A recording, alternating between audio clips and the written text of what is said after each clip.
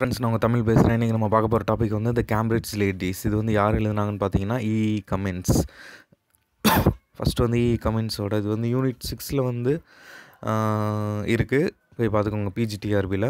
Okay, இன்றைக்கி நான் எனர்ஜெட்டிக்காக சூப்பராக பேச போகிறேன். ஓல்டு பழசு மாதிரி வேறு லெவல் பண்ணுறோம். ஏன்னா நிறைய கமெண்ட்ஸ் பாசிட்டிவாக போடுறீங்க, இன்னும் நல்லா பேசுங்கன்னு போடுறீங்க. ஸோ அதுக்காக உங்களுக்காக மட்டும்தான் இந்த எனர்ஜெட்டிக் கொண்டு வந்தேன். அவ்வளோ ப்ராப்ளம்ஸ் இருந்தாலும், பர்சனல் ப்ராப்ளம்ஸ் அவ்வளோ இருந்தாலுமே எனர்ஜெட்டிக்காக கொண்டு வரேன். சரி வாங்க, கேம்பிரிட்ஜ் லேடிஸ் சூப்பராக பார்த்துடலாம் வாங்க.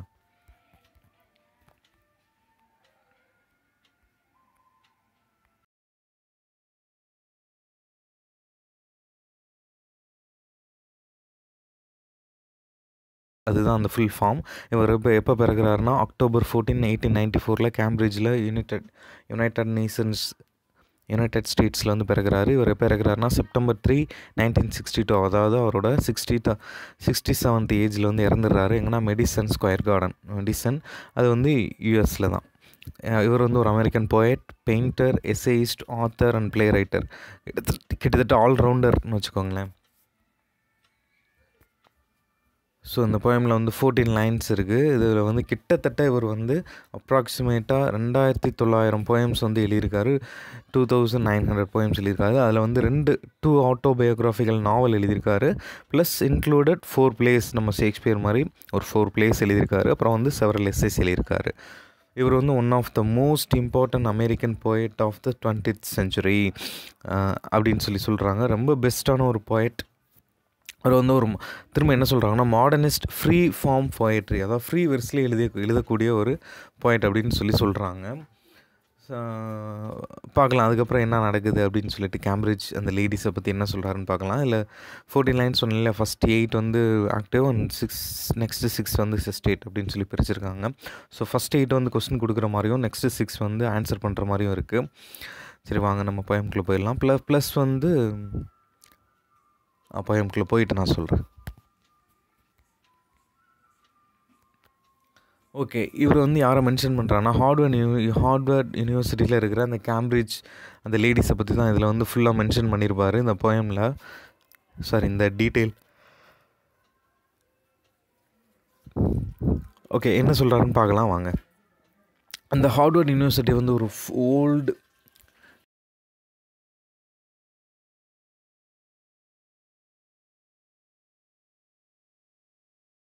இன்ஸ்டியூஷன். அதில் உள்ள ஒரு ட்ரெடிஷ்னல் கான்செப்டை அட்ரஸ் பண்ண இதில் வந்து ட்ரை பண்ணியிருப்பார் இந்த ஸ்டோரியில்.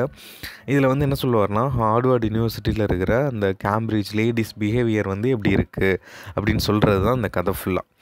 ஃபஸ்ட்டு வந்து அதுக்கு முன்னாடி இவர் வந்து எப்படின்னா அந்த ஃப்ரீ வெர்ஸ்ன்னு சொன்னேன் இல்லையா, ஃப்ரீ வெர்ஸ்னால் ஒன்றும் இல்லை, தான் இஷ்டம் போல் எழுதுறது.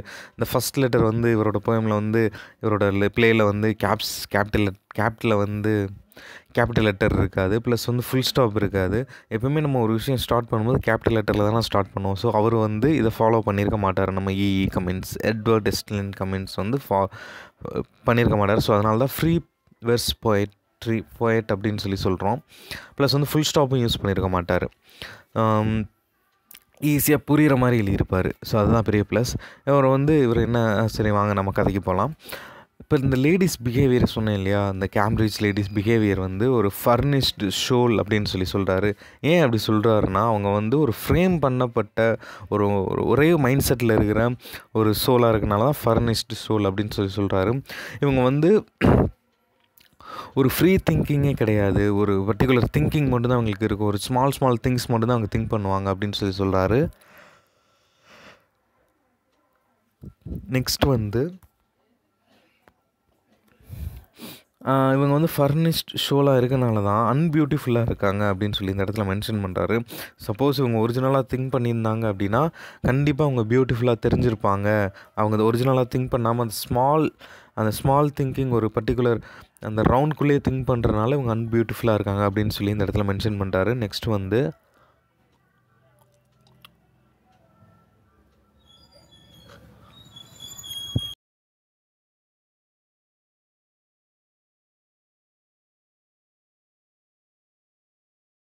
மாட்டிக்கிறாங்க. அது வந்து பெரிய பிரச்சனையா இருக்கு அந்த கேம்பிரிட்ஜ் லேடீஸ் கிட்ட. ஏன்னா, அவங்க வந்து ஒரு இவ்வளோ போதும் இதுக்குள்ளே இருந்தா போதும் அப்படின்ற ஒரு கம்ஃபர்டபுள் ஃபீல்லே இருந்தனால, அத தாண்டி அவங்க வந்து திங்க் பண்ணவே மாட்டிக்கிறாங்க அப்படின்னு ரொம்ப கோவமா இந்த பாயிண்ட்ட வந்து வைக்கிறாரு. ஏன்னா, அவ்வளோ சோம்பேறித்தனமா இருக்காங்க. அவங்க வந்து அவங்களோட திங்கிங் வந்து ஒரு வட்டத்துக்குள்ளேயே முடிஞ்சிருச்சு அப்படின்னு சொல்லி ரொம்ப ஃபீல் பண்றாரு. நெக்ஸ்ட் வந்து இந்த சிஎல் அப்படின்றது இந்த கேம்பிரிட்ஜ் லேடீஸ் தான். ஷார்ட் ஃபார்மில் தான் சிஎல்னு கொடுத்துருக்கேன். ஸோ கன்ஃபியூஸ் ஆயிடாதீங்க. சிஎல் அப்படின்றது கேம்பிரிட்ஜ் லேடீஸ். அப்புறம் வந்து அவங்களோட டாட்டர்ஸை வந்து டிஸ்கிரைப் பண்ணுறாங்க. எப்படின்னா, அவங்க டாட்டர்ஸ் வந்து ஒரு கேம்பிரிட்ஜ் லேடீஸோட டாட்டர்ஸ் வந்து ஒரு எப்படி ஒரு 3 வேர்ட்ஸில் டிஸ்கிரைப் பண்ணுறாங்கன்னா, அன்சென்டர்ட், ஷேப்லெஸ், ஸ்ப்ரிட்டட் அப்படின்னு சொல்லிட்டு மென்ஷன் பண்ணுறாரு.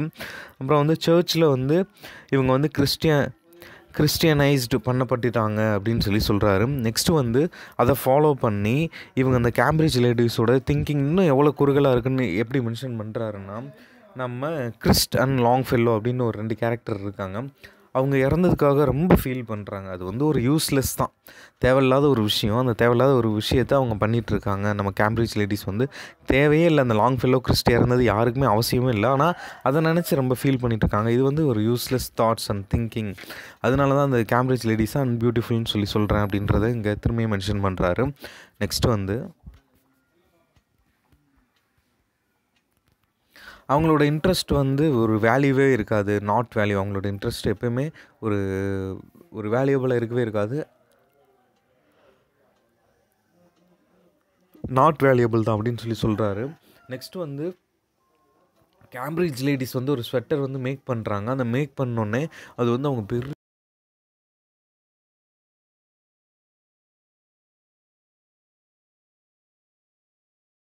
யார் வேணாலும் தப்பாங்கன்னா, ஒரு நார்மல் துணியில் தைச்சிட்டு பெரிய என்னமோ ஒரு ஹியூஜ் அந்த பெரிய ஒரு ஆள் தச்ச மாதிரி ஒரு ஃபீல் கொடுக்குறது வந்து இங்கே இந்த இடத்துல தேவையில்ல அப்படின்னு ஃபீல் பண்ணுறாரு கமெண்ட்ஸ். நெக்ஸ்ட்டு வந்து இந்த இடத்துல ஏன் அப்படி ஃபீல் பண்ணக்கூடாதுன்னு சொல்கிறாருன்னா, ஏன்னா இப்போ வந்து வேர்ல்டு வார் நடந்துகிட்ருக்கு. இது வந்து ஃபுல்லாக வார் டைம். இந்த டைமில் போய் நீங்கள் சும்மா ஒரு ஸ்வெட்டர் தைச்சிட்டு நான் தான் பெரிய ஆள்னு சொல்கிறது தேவையில்லாத ஒரு விஷயம் தான் எனக்கு தோணுது அப்படின்னு கமெண்ட்ஸ் சொல்கிறாரு. நெக்ஸ்ட்டு வந்து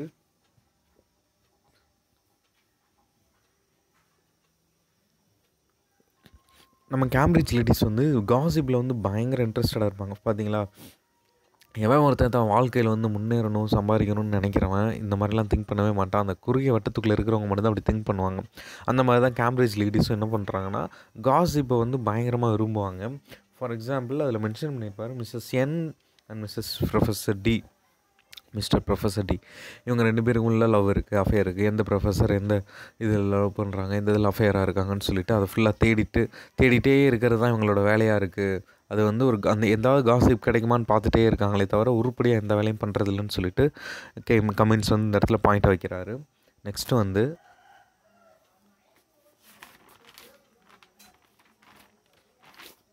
அவங்களோட ஃபுல் ஃபோக்கஸ் எல்லாம் மைண்ட் செட் எல்லாமே அந்த ரவுண்ட்குள்ளேயே தான் இருக்குது அப்படின்னு சொல்கிறாரு திரும்பியும். அப்புறம் வந்து லாஸ்ட் ஒரு ஃபியூ லைன்ஸில் வந்து ஆன்சர் இந்த இடத்துல கொடுக்குறாரு. என்ன கொடுக்குறாருன்னா, box of sky, lavender and கார்னல்லஸ்.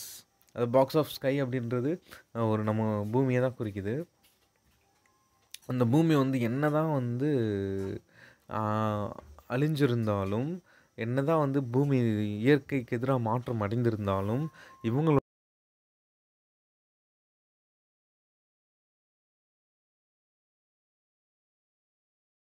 Cambridge லேடீஸோட thinking மாற போகிறதில்ல அப்படின்னு இந்த லைனில் மென்ஷன் பண்ணுறாரு. நெக்ஸ்ட்டு வந்து 3 rattles like fragments of angry candy. இந்த மூணுலேயும் ஏதாவது மாற்றம் அடைஞ்சால் கூட இவங்க மனநிலை, இவங்களோட திங்கிங் வந்து மாற்றம் அடையாது அப்படின்றத விஷயத்தையும் வைக்கிறாரு. ஏதாவது ஒரு மெட்டஃபரிக்கல் எண்டிங்காக வந்து முடிக்கிறாரு. அந்த லாஸ்ட் 10 லைன் நான் சொன்னேன் இல்லையா, இப்போது மெட்டஃபரிக்கல் எண்டிங்காக முடிக்கிறாரு. நெக்ஸ்ட்டு வந்து இந்த வேர்ல்டு கொலாப்ஸ் ஆனால் கூட, இந்த வேர்ல்டு சேஞ்ச் ஆனால் கூட அவங்க மைண்ட் செட் மாற போகிறதில்ல அப்படின்னு திரும்பி மென்ஷன் பண்ணிவிட்டு, அந்த சிஎல் இந்த கேம்பிரிட்ஜ் லேடீஸ் வந்து நாட் இன்ட்ரெஸ்ட், அதிலெல்லாம் இன்ட்ரெஸ்ட் காமிக்க மாட்டாங்க. அவங்களோட ஃபோக்கஸ் எல்லாமே மினிமல் திங்கிங்கில் மட்டும்தான் இருக்கும் அப்படின்னு சொல்கிறாரு. கேம்பிரிட்ஜ் மிடில் கிளாஸ் பீப்புள் வந்து ஃபேஸ்டு ஸோ மெனி ப்ராப்ளம்ஸ். நம்ம மாதிரி நானும் இப்போ ப்ராப்ளம் ஃபேஸ் பண்ணிகிட்ருக்கேன், நீங்களும் ப்ராப்ளம் ஃபேஸ் பண்ணிகிட்ருக்கிற மாதிரி நம்மளாம் மிடில் கிளாஸ் தான் இல்லையா? அந்த மாதிரி அந்த ப்ராப்ளமை வந்து சொல்யூஷன் வந்து தேடிட்டே இருக்கோம். பட் இதை பற்றி அப்பர் கிளாஸ்க்கு வந்து எந்த ஒரு கவலையும் கிடையாது. அதே மாதிரி தான் அந்த கேம்பிரிட்ஜ் லேடிஸும் இதில் பிஹேவ் பண்ணிகிட்டு இருக்காங்கன்றதை கம்பேர் பண்ணுறாரு. நெக்ஸ்ட்டு வந்து அவங்க வந்து ஏன் அந்த ஃபர்னிஷ்டு ஷோல்னு சொல்லி திரும்ப மென்ஷன் பண்ணுறாருன்னா, ஒரு அவ்வளோதான், இவ்வளோ தான் உலகம், இதுக்குள்ளே தான் இருக்கணும் அப்படின்னு சொல்லிட்டு ஒரு குறுகிய வட்டத்தில் இருக்கனால மட்டுமே அவங்க ஃபர்னிஷ்டு ஷோலாக ஃப்ரேம் பண்ணப்பட்டு இதுக்குள்ளேயே இருக்கணும் அப்படின்னு சொல்லி முடிவு பண்ணிட்டாங்க. அவங்களுக்கு வெளி உலகம் தெரியவே தெரியாது. அதை பற்றி அவங்களுக்கு கவலையும் இல்லை, அக்கறையும் கிடையாது. நெக்ஸ்ட்டு வந்து இந்த நியூ தாட்ஸை பற்றி அவங்க திங்க் பண்ண போகிறதே இல்லை. இதுக்குள்ளேயே தான் இருந்து சாக போகிறாங்க. அப்புறம் வந்து இவங்களோட எண்ணங்கள் எல்லாமே எங்கடா காசிப் கிடைக்கும், அதை பற்றி பேசலாம், அந்த காசிப்பை பற்றி மைண்டு மட்டும்தான் ஓடிட்டே இருக்குது. நெக்ஸ்ட்டு வந்து இதுதான் அவங்களோட ரியல் ஃபேஸ் ஆஃப் கேம்பிரிட்ஜ் லேடிஸோட ரியல் ஃபேஸ் அப்படின்னு சொல்லி சொல்கிறாரு. இது வந்து எந்த எந்த நிலையிலையுமே எத்தனை ஜென்மம் எடுத்தாலும், எத்தனை உலகம் அழிஞ்சாலும், எத்தனை உலகம் உருவானாலும் மாறப்போகிறதே கிடையாது அப்படின்னு சொல்லிட்டு முடிக்கிறாரு நம்ம கமெண்ட்ஸ் ரொம்ப கோவமாக அந்த கேம்பிரிட்ஜ் லேடிஸை பற்றி. ஸோ இது தாங்க ஸ்டோரி உங்களுக்கு.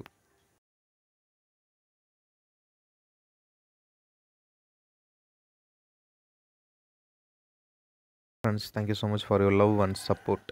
திரும்ப சப்போர்ட் கொடுத்துட்டே இருங்க. உங்களுக்காக நான் திரும்ப டெய்லியும் போட்டுகிட்டே இருப்பேன். இன்னிலேருந்து ஸ்டார்ட் ஆகுதில்ல, டெய்லியும் ஒரு வீடியோ கண்டிப்பாக போட்டுகிட்டே இருப்பேன். இப்போ யூனிட் 6 போயிட்டுருக்கு. அடுத்து யூனிட் 7, 8, 9, 10 முடிச்சுட்டு இந்த 10 யூனிட் வரைக்கும் கதை மாதிரி சொல்லிவிட்டு திரும்ப நான் உங்களுக்கு வந்து அந்த ஒன் வேர்டு மாதிரி நான் போட போகிறேன். ஒவ்வொரு யூனிட்டுக்கும் தனித்தனியாக ஒன் வேர்டு, தனித்தனி டாப்பிக்கு தனித்தனி ஒன் வேர்டு. ஒவ்வொரு யூனிட்லேயும் எவ்வளோ ஒன் வேர்ட்ஸ் நெட் எக்ஸாமில் எப்படி கேட்குறான், எந்த மூலையிலேருந்து கேட்குறான், பிஜிடிஆர்பியில் எந்த மூலையிலேருந்து கொஸ்டின் எடுக்கிறான்னு சொல்லிட்டு நூக் அண்ட் கார்னர் உங்களுக்காக நீட்டாக படித்து எடுத்து நான் போட போகிறேன். அது வந்து சில காலம் ஆகும். ஏன்னா ஃபஸ்ட் நம்ம இதை கதையாக பார்த்துருவோம். ஏன்னா ஒரு கதையாக பார்த்தா தான் அதுக்கு நம்ம புரியும். ஃபஸ்ட் இதை பாருங்கள், அதுக்கப்புறம் அதை பாருங்கள். எப்படியும் ஒரு 3-4 months ஆகும்னு நினைக்கிறேன். சப்போஸ் பிஜிடிஆர்பி போட்டான் அப்படின்னா கால்ஃபார் பண்ணிட்டா நான் ஒன் வேர்டு மாதிரி போடுறேன். அது வரைக்கும் நம்ம அந்த கதை மாதிரி பார்த்துட்டே போகலாம் ப்ளீஸ். அதுக்கு முன்னாடி ரொம்ப அர்ஜென்ட் படாதீங்க, கோச்சிக்காதீங்க. கதை மாதிரி ஃபஸ்ட்டு பார்த்துட்டு அதுக்கப்புறம் ஒன் வேர்ட் பார்த்துக்கலாம். Thank you so much.